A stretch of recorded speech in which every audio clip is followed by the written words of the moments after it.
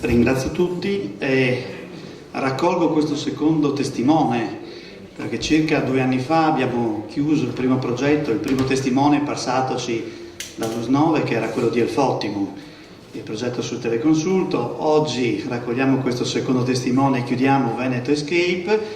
Abbiamo sentito che abbiamo aperto la continuazione di questo progetto con il fascicolo. Bene, anche di Elfottimum vedrete fra poco un nostro di nuovo evento, perché c'è la continuazione, si chiama Renew in Health, che è un altro progetto che piglia la telemedicina. Cerco di praticamente farvi da navigatore e stimolatore dei risultati che trovate nel volumetto, nella cartellina, e quindi ve li scorro molto veloci per capire. Il primo punto, però, lasciatemelo fare, è di che cos'è l'offerta online. Ci troviamo quando andiamo in giro sempre come dei figli di un dio minore, no? Perché il vero progetto è il fascicolo. Il referto online viene visto quasi come un'implementazione di serie B. Beh, ecco, vorrei farvi vedere che effettivamente, come ha detto anche l'ingegner Gubbia, parlare di fascicolo senza aver cominciato a pronunciare le prime lettere dell'alfabeto è praticamente molto difficile, e molto spesso mi fa pensare che siano dei progetti come quelle case che ogni tanto si vede costruite, no? Si vede l'architettura della casa, però manca completamente i piani, magari si trova a metà un piano e via dicendo. Ecco, la strategia è quella di partire dal basso, perché c'è una logica in questo percorso. Tant'è che siamo andati a vedere quanto diffuso è lo scarico online oggi. Vedete che in Europa, su uno studio europeo fatto dalla Commissione, il 95% delle strutture sanitarie non ha lo scarico online, ma soltanto un 4%. Negli Stati Uniti va un pochino meglio, ma neanche tanto, quindi fate attenzione che anche lì parliamo di un 58% di strutture che non offre questo servizio ai loro assistiti, e che in questo caso sono anche paganti, quindi tutto sommato avrebbero qualche diritto in più. Ecco, quindi vedete che questo è il primo punto di partenza. Un secondo punto di partenza: siamo andati a telefonare a tutti gli URP delle aziende per chiedere come potevamo scaricare, che eravamo un cittadino e volevamo scaricare il referto. Questo è il risultato di tutte le aziende sanitarie in Italia. Vedete dove c'è il verde c'è un'implementazione totale, quindi deployment, dove c'è il giallo invece c'è qualche sperimentazione, dove c'è il rosso proprio sperimentazione non ci sono. È molto curioso che vi inviterei dato che c'è la dottoressa Di Minco qua, a rivedere l'osservatorio sul fascicolo sanitario elettronico. Molti di quei semafori rossi sono verdi, secondo la dichiarazione di alcune regioni di avere dei fascicoli sanitari elettronici. È strano, che cosa ci mettono dentro, mi chiedo io, se il primo servizio, la lettera A, è proprio quello dello scarico online. Quindi, riportando, vediamo che il Veneto oggi può dire di avere un 100% delle sue strutture, e anche una parte di quelle private, che cominciano ad avere referti disponibili online. Come siamo partiti? Beh, è vero, l'idea era questa: c'erano delle aree avanzate, delle aree non avanzate e delle aree di mezzo. Beh, l'importante è vedere che oggi la situazione è questa. La USL, che ancora non vedete verde, bloccata da alcuni problemi amministrativi, quindi se vogliamo vedere una cosa esterna ai progetti, ma ahimè la pubblica amministrazione è un lavoro di team. Se la parte amministrativa non fa rapidamente le procedure necessarie, non si riesce nei tempi molto stretti, 2 anni, a chiudere. Questo è poi un po' come vediamo, abbiamo cercato di vedere come si distribuiva anche lo scarico online diviso fra le varie aree. Viene fuori una cosa molto interessante. Ci sono delle aree in cui c'è un digital divide, cioè ci sono difficoltà a connettersi online, in particolare il Veneto, e questa mappa corrisponde abbastanza con quel 5% di area del Veneto non coperta proprio da connessione, ma neanche dal cellulare, tanto per dire. Ci sono delle parti dove neanche con la chiavetta si naviga, che quella del Po, effettivamente l'area di quella zona lì è abbastanza indietro, se vogliamo vedere sul digital divide. Quindi se si vuole raggiungere certi servizi non è solo un problema della sanità, ma evidentemente vanno fatte. Qualche numero, perché questo, come avete visto, è un progetto di team. coinvolgere persone, parlarsi, trovare delle soluzioni e condividerle e lavorare tutti quanti insieme. Qualche punti di forza li avete visti, mi soffermo solo su un aspetto, la firma digitale. Non è vero che la firma digitale, che è partita nel 99, abbiamo visto dal dottor Dario, sia qualcosa che sia diffusa esterna alla sanità. Io mi sono visto rimandare indietro non più tardi di 2 giorni fa una mia perizia firmata digitalmente da un tribunale italiano che mi ha chiesto se potevo faxargliela firmata olograficamente. Ma era firmata con tanto di marcatura temporale, cioè tutto quanto. Quindi non crediate, tant'è che quando c'è un problema si toglie la firma digitale. Ricetta elettronica. La ricetta elettronica oggi la ricetta la firmano. Tutti al Ministero del MEF avevano capito che se introducevano la firma digitale sulla ricetta ci mettevamo tanto tempo a raggiungere, perché sui certificati medici è stato fatto così. Quindi è stata tolta la firma digitale. Adesso poi vedremo cosa andrà. Quindi attenzione, a fare le cose bene è difficile. A farle semplicemente con il software che non dà dei documenti di valenza legale è più difficile. I servizi li avete visti, effettivamente mi soffermo molto velocemente. La codifica dell'OINC e dei referti, che cosa vuol dire essenzialmente? Un esempio: il medico di base riceve un referto non strutturato, non codificato, può solo vederlo come se fosse non stampato. Se invece lo riceve con una strutturazione e una codifica comune, beh, a questo punto la cartella può applicare finalmente un po' di business intelligence, non è più solo uno strumento amministrativo, gli può far vedere un'aggregazione dei dati, può metterci degli allarmi su questi dati. E credetemi, questo è tempo risparmiato e efficacia clinica recuperata. Avete sentito che c'è un gruppo che ha lavorato sul nomenclatore del prenotabile. Ecco qua invece da dove ha preso l'infa sul fatto che sono stati codificati tutti i nomenclatori interni in modo tale che si è potuto avere una codifica unica.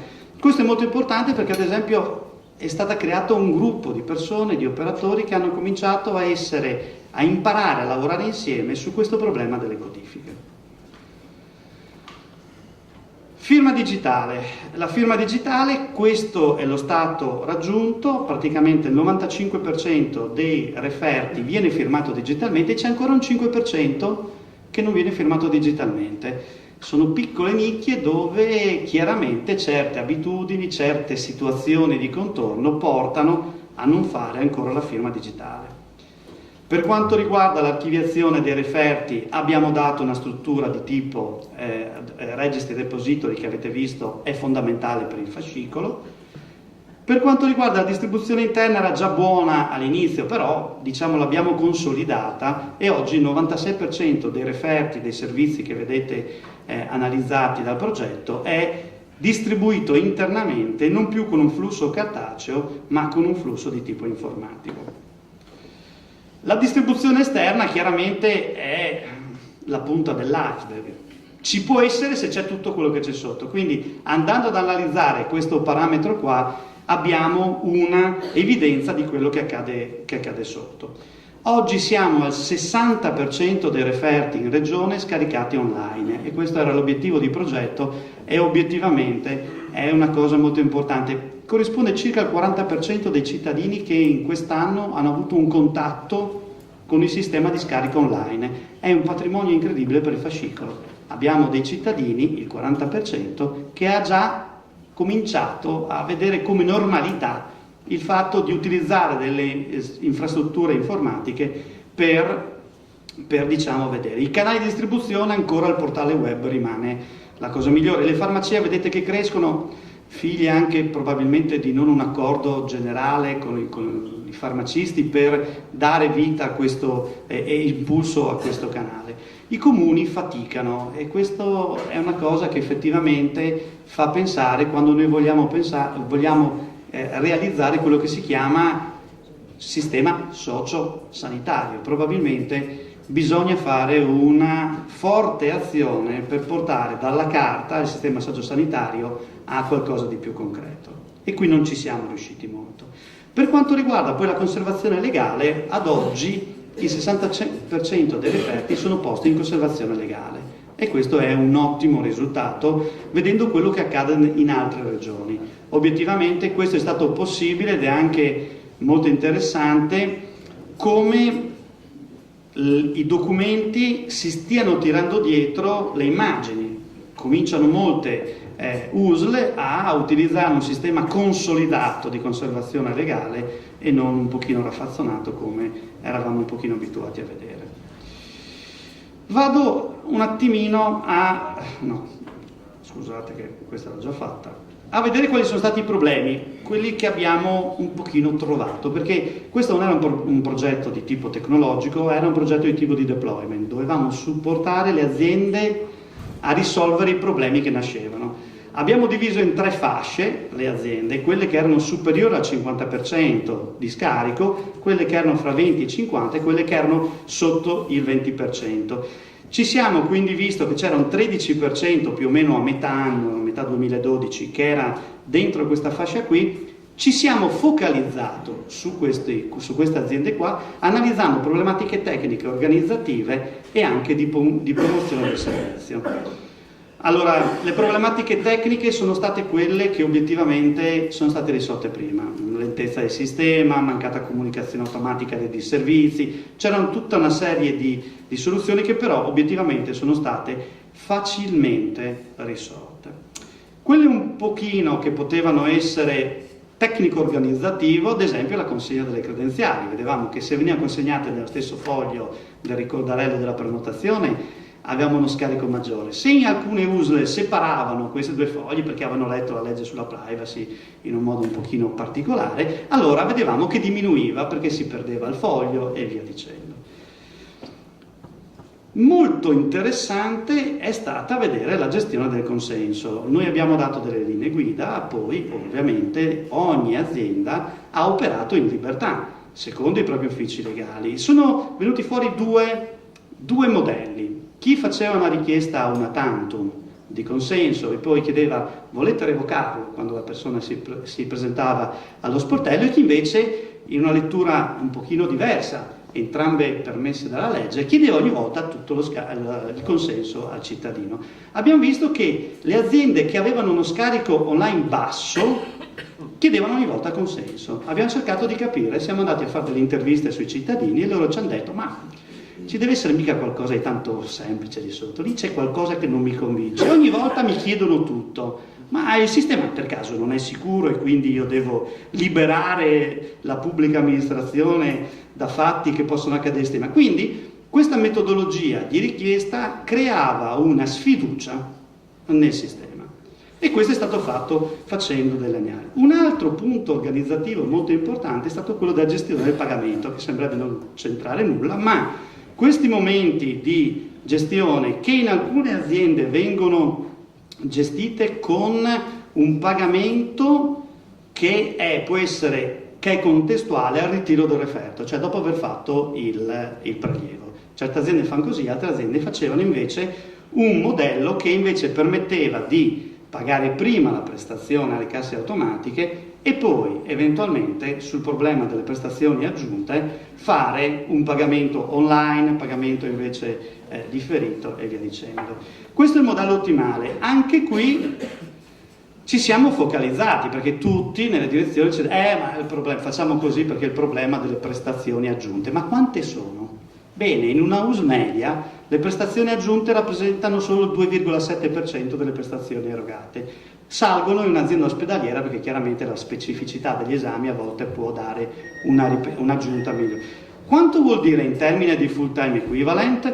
Quello, vedete, è quello che vi costa non mettere un sistema di pagamento online per le prestazioni aggiunte. A una USL costa, dal punto di vista organizzativo, in persone, full time equivalent, circa 9.000 euro. A un'azienda sanitaria invece costa circa 145.000 euro. Questo vuol dire che attivando un sistema di pagamento online si può chiaramente migliorare lo scarico, l'efficienza del sistema e come vedete in questa slide qua, qui è ancora evidenziato come chi fa pagare prima del prelievo la prestazione abbia uno scarico maggiore degli altri. Ma cos'è stato il change management? Beh, un caso che riporta è quello dell'US20, che è stata la prima a partire con il servizio. Abbiamo fatto un monitoraggio con il cruscotto, abbiamo visto che avevano problemi nel workflow organizzativo con la raccolta del consenso, avevano visto che avevano un problema di formazione e sensibilizzazione degli operatori allo sportello, abbiamo visto quindi che avevano anche un problema di campagna di comunicazione, posizionamento dei manifesti e via dicendo. Bene, correggendo, quindi facendo del reale change management dell'organizzazione, posizionando meglio le casse automatiche, mettendo i cartelli in modo migliore, raccogliendo il consenso in modo diverso, da un meno del 30% sono passati a un 60%. Quindi possiamo dire che 30 punti se li stavano giocando non per la tecnologia, ma per il modello organizzativo e di gestione della privacy che avevano adottato. Come vedete, abbiamo già parlato della comunicazione, abbiamo anche girato gli autobus, ci stavo finendo sopra con la macchina e quindi insieme all'ingegner Gubbia l'abbiamo fotografato ed è stato fatto. La campagna di comunicazione è stata molto importante e vedete quante risorse abbiamo dovuto impiegare per poterla avere, e però ci ha permesso di correggere i problemi. Velocemente l'analisi organizzativa. Troverete nella pubblicazione tutti i dettagli, vado un pochino avanti, questi sono i workflow che abbiamo analizzato, abbiamo fatto un'analisi ex ante ex post, rimodellata, colorata con le nuove azioni, le cessanti in rosso, riportato tutto, valutando quali erano gli FTE, cioè le persone, le risorse che venivano impiegati, quelli che non venivano più impiegati, per poter vedere quante risorse si risparmiavano mediamente in una USL, e vedete il risultato di circa 33 risorse all'anno per fare questo. Poi abbiamo fatto la valutazione sugli aspetti organizzativi, sugli spazi e via dicendo, di cui trovate tutti i risultati dentro. L'analisi economica è stata quella che è stata la conseguenza di questa analisi organizzativa. Abbiamo analizzato il beneficio per le aziende, quindi la regione, i benefici per i cittadini e i benefici ambientali.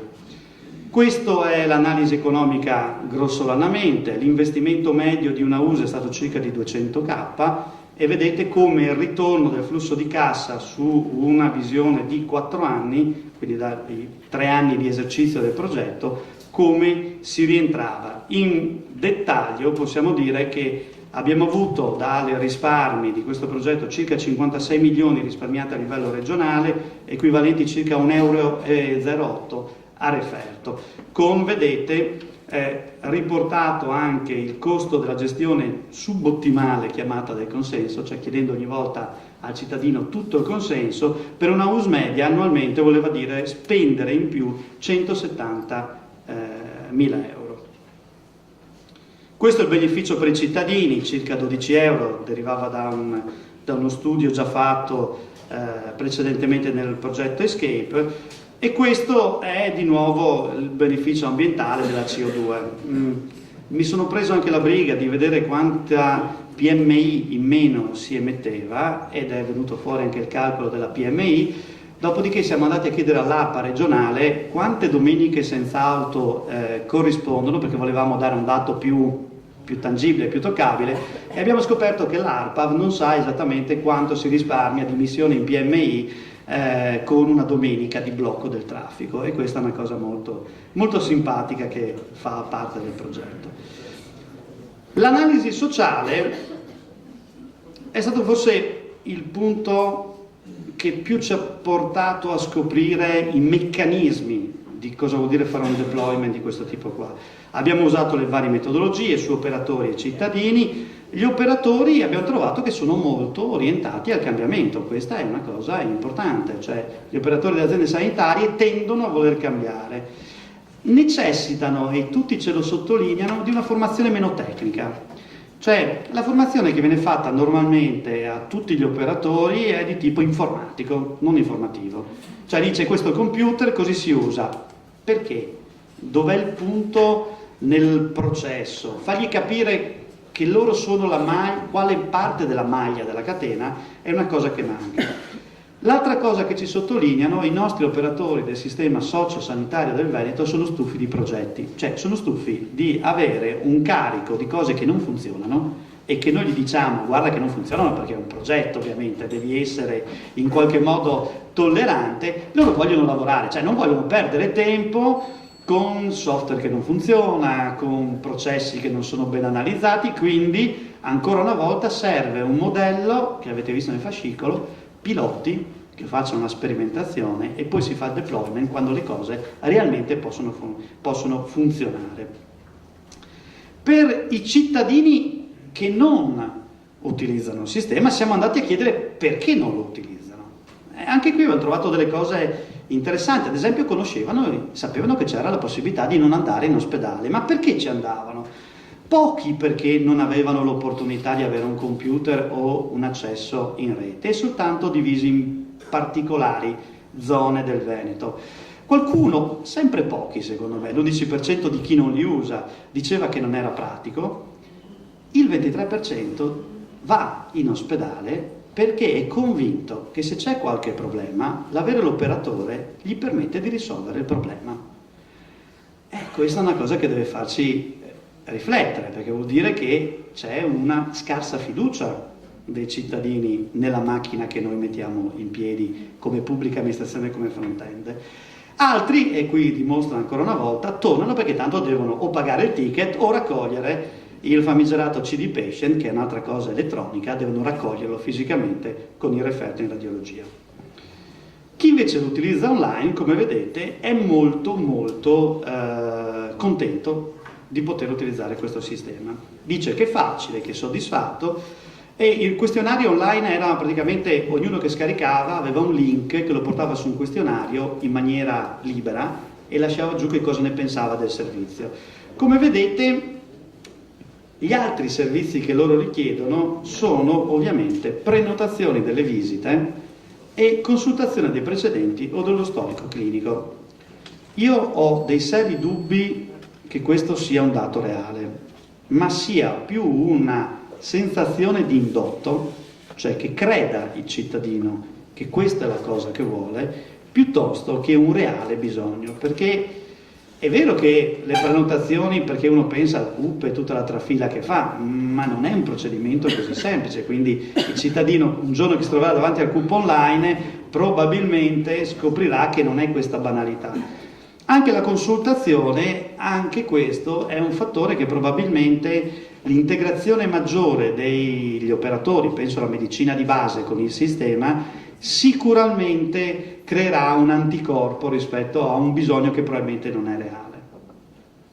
Le azioni di incentivo, le vedete qua, è comunicare, raccontare. La cosa che abbiamo raccolto da parte degli operatori è che molto spesso non sono parte del processo. Per i cittadini, loro ci hanno detto fate una maggiore promozione. Abbiamo messo il servizio sugli autobus, perché effettivamente, secondo loro, questi sono i servizi di cui dovrebbe parlarsi di più sui giornali, su queste cose, su queste, media qua.